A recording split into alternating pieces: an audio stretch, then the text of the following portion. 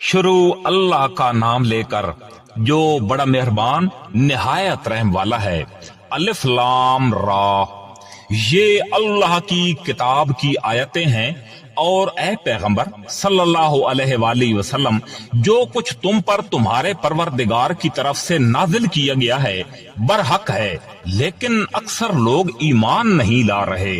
अल्लाह वो है जिसने ऐसे सतूनों के बगैर आसमान को पैदा किया जो तुम्हें नजर आ सकें, फिर उसने अर्श के ऊपर इस्तवा किया और सूरज और चांद को काम पर लगा दिया।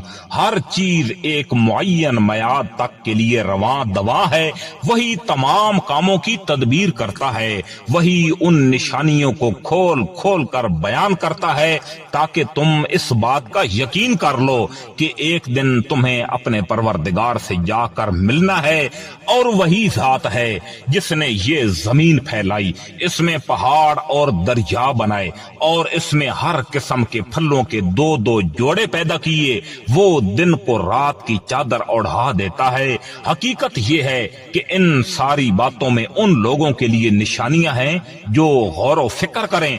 और जमीन में मुख्तलिफ किते हैं जो पास पास वाक़या हुए हैं, और अंगूर के बाग और खेतियां और खजूर के दरख्त हैं जिनमें से कुछ दोहरे तनने वाले हैं और कुछ इकरे तनने वाले। सब एक ही पानी से सैराब होते हैं, लेकिन हम उनमें से किसी को जायके में दूसरे के ऊपर फौकियत दे देते हैं। यकीनन इन तमाम बातों में उन लोगों के लिए निशानियां हैं जो अक्ल से काम लें।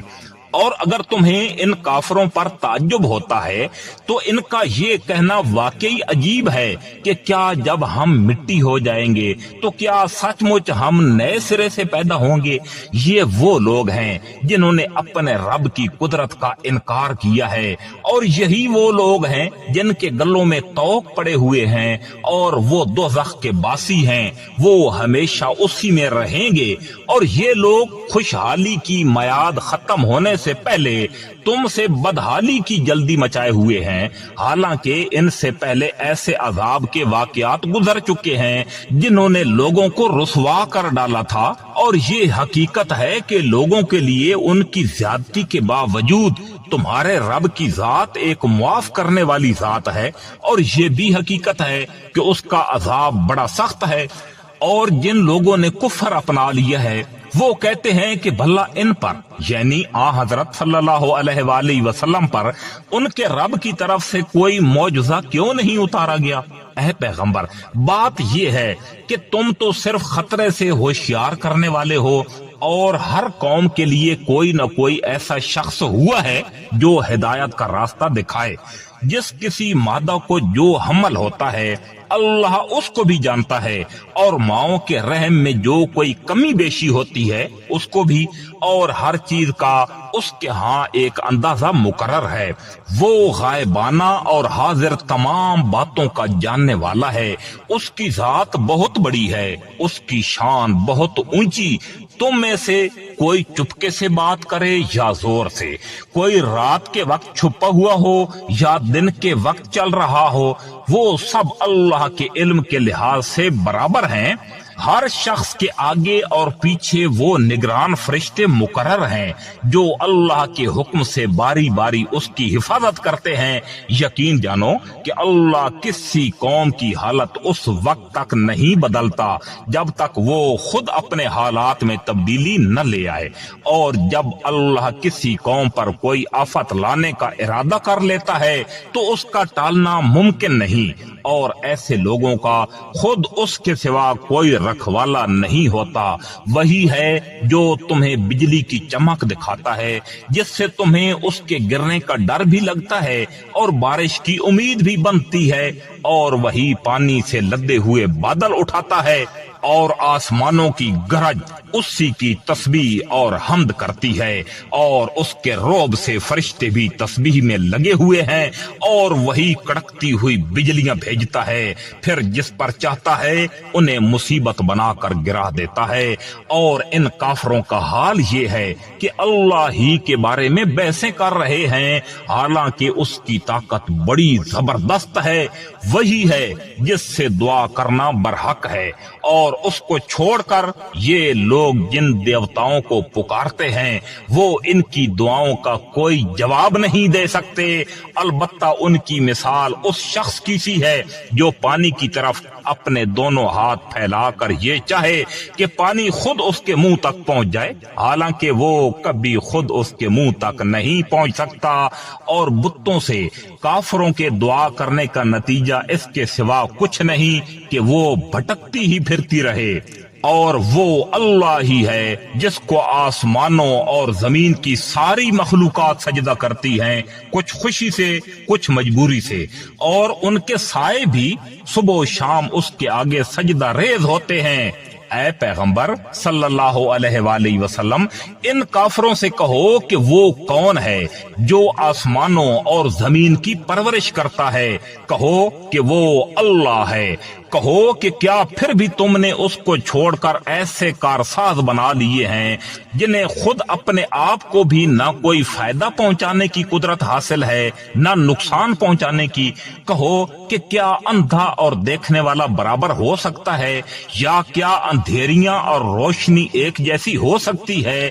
یا ان لوگوں نے اللہ کے ایسے شریک مانے ہوئے ہیں جنہوں نے کوئی چیز اسی طرح کی پیدا کی ہو جیسے اللہ پیدا کرتا ہے، اور اس وجہ سے ان کو دونوں کی تخلیق ایک جیسی معلوم ہو رہی ہو؟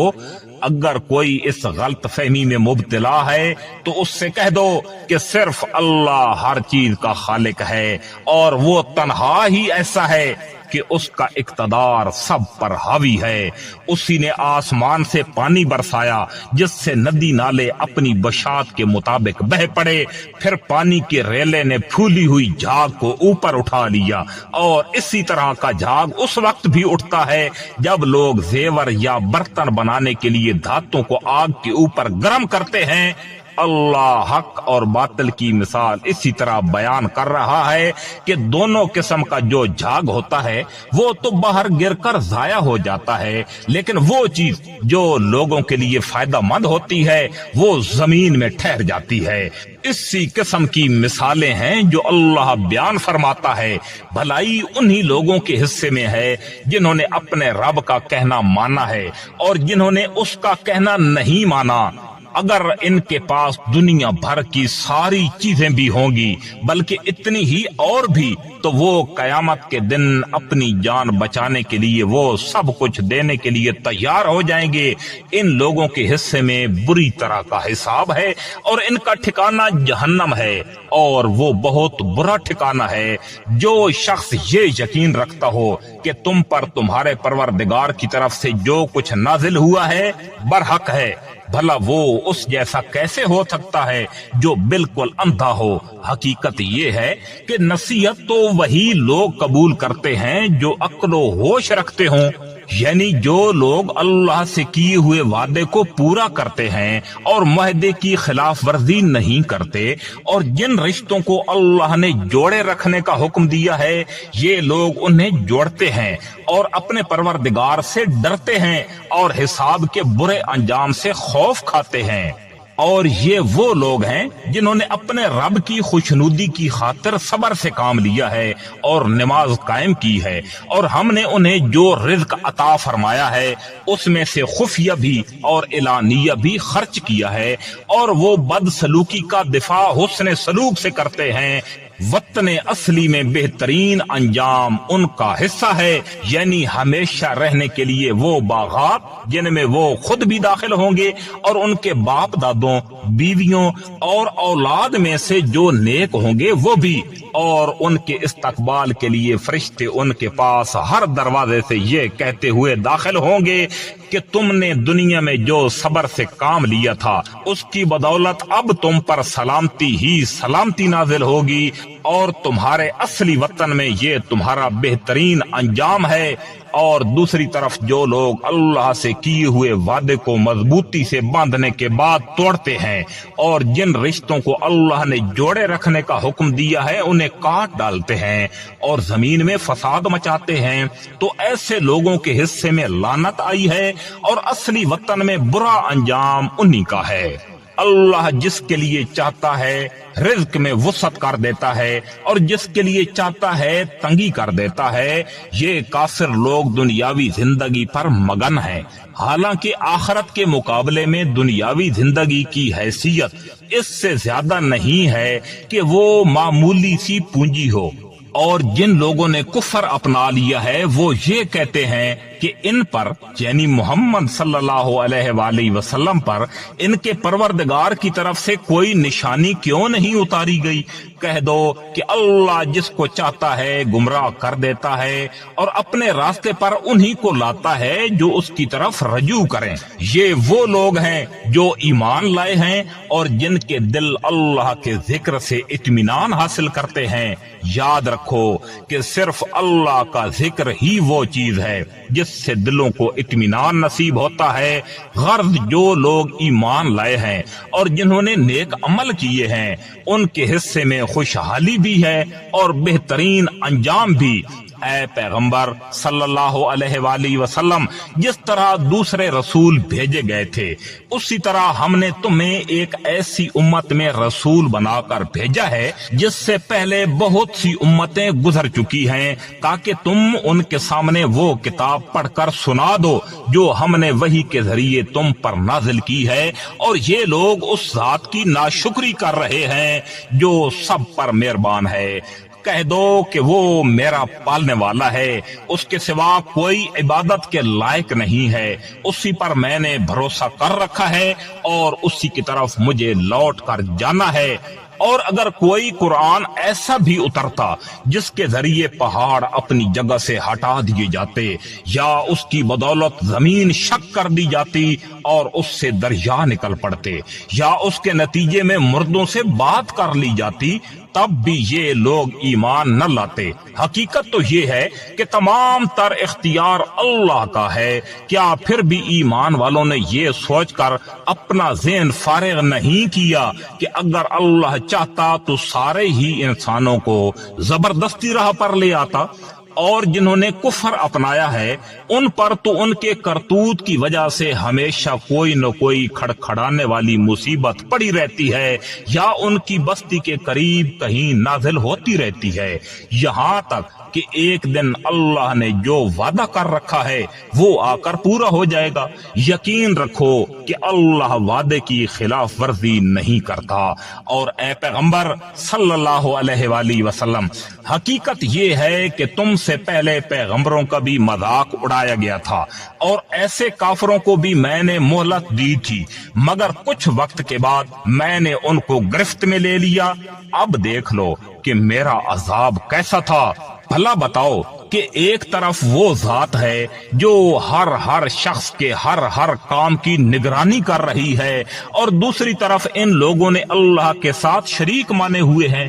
کہو کہ ذرا ان خدا کے شریکوں کے نام تو بتاؤ۔ اگر کوئی نام لوگے تو کیا اللہ کو کسی ایسے وجود کی خبر دو گے جس کا دنیا بھر میں اللہ کو بھی پتہ نہیں ہے، یا خالی زبان سے ایسے نام لے لوگے جن کے پیچھے کوئی حقیقت نہیں؟ حقیقت تو یہ ہے کہ ان کافروں کو اپنی مکارانہ باتیں بڑی خوبصورت لگتی ہیں اور اس طرح ان کے ہدایت کے راستے میں رکاوٹ پیدا ہو گئی ہے، اور جس سے اللہ گمراہی میں پڑا رہنے دے اس سے کوئی راہ پر لانے والا میسر نہیں آ سکتا۔ ایسے لوگوں کے لیے دنیاوی زندگی میں بھی عذاب ہے اور یقیناً آخرت کا عذاب کہیں زیادہ بھاری ہوگا، اور کوئی نہیں ہے جو انہیں اللہ کے عذاب سے بچا سکے۔ دوسری طرف وہ جنت جس کا متقی لوگوں سے وعدہ کیا گیا ہے، اس کا حال یہ ہے کہ اس کے نیچے نہریں بہتی ہوں گی، اس کے پھل بھی سدا بہار ہیں اور اس کی چھاؤں بھی۔ یہ انجام ہے ان لوگوں کا جنہوں نے تقوی اختیار کیا، جبکہ کافروں کا انجام دوزخ کی آگ ہے۔ اور اے پیغمبر صلی اللہ علیہ وآلہ وسلم، جن لوگوں کو ہم نے کتاب دی ہے وہ اس کلام سے خوش ہوتے ہیں جو تم پر نازل کیا گیا ہے، اور انہی گروہوں میں وہ بھی ہیں جو اس کی بعض باتوں کو ماننے سے انکار کرتے ہیں۔ کہہ دو کہ مجھے تو یہ حکم دیا گیا ہے کہ میں اللہ کی عبادت کروں اور اس کے ساتھ کسی کو خدائی میں شریک نہ مانوں، اسی بات کی میں دعوت دیتا ہوں اور اسی اللہ کی طرف مجھے لوٹ کر جانا ہے۔ اور اسی طرح ہم نے اس قرآن کو عربی زبان میں ایک حکم نامہ بنا کر نازل کیا ہے، اور اے پیغمبر صلی اللہ علیہ وآلہ وسلم، تمہارے پاس جو علم آ چکا ہے، اگر اس کے بعد بھی تم ان لوگوں کی خواہشات کے پیچھے چلے تو اللہ کے مقابلے میں نہ کوئی تمہارا مددگار ہوگا نہ کوئی بچانے والا۔ حقیقت یہ ہے کہ ہم نے تم سے پہلے بھی بہت سے رسول بھیجے ہیں اور انہیں بیوی بچے بھی عطا فرمائے تھے، اور کسی رسول کو یہ اختیار نہیں تھا کہ وہ کوئی ایک آیت بھی اللہ کے حکم کے بغیر لا سکے۔ ہر زمانے کے لیے الگ کتاب دی گئی ہے، ہر زمانے کے لیے الگ کتاب دی گئی ہے۔ اللہ جس حکم کو چاہتا ہے منسوخ کر دیتا ہے اور جس کو چاہتا ہے باقی رکھتا ہے، اور تمام کتابوں کی جو اصل ہے وہ اسی کے پاس ہے، یعنی اللہ کے پاس ہے۔ اور جس بات کی دھمکی ہم ان کافروں کو دیتے ہیں، چاہے اس کا کوئی حصہ ہم تمہیں تمہاری زندگی میں ہی دکھا دیں یا اس سے پہلے تمہیں دنیا سے اٹھا لیں، بہرحال تمہارے ذمہ تو صرف پیغام پہنچا دینا ہے اور حساب لینے کی ذمہ داری ہماری ہے۔ کیا ان لوگوں کو یہ حقیقت نظر نہیں آئی کہ ہم ان کی زمین کو چاروں طرف سے گھٹاتے چلے آ رہے ہیں؟ ہر حکم اللہ دیتا ہے، کوئی نہیں ہے جو اس کے حکم کو توڑ سکے، اور وہ جلد حساب لینے والا ہے۔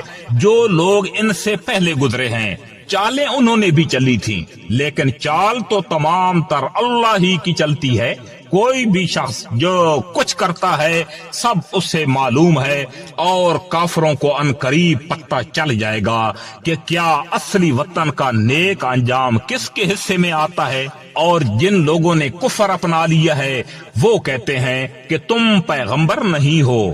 کہہ دو کہ میرے اور تمہارے درمیان گواہی کے لیے اللہ کافی ہے، نیز ہر وہ شخص جس کے پاس کتاب کا علم ہے۔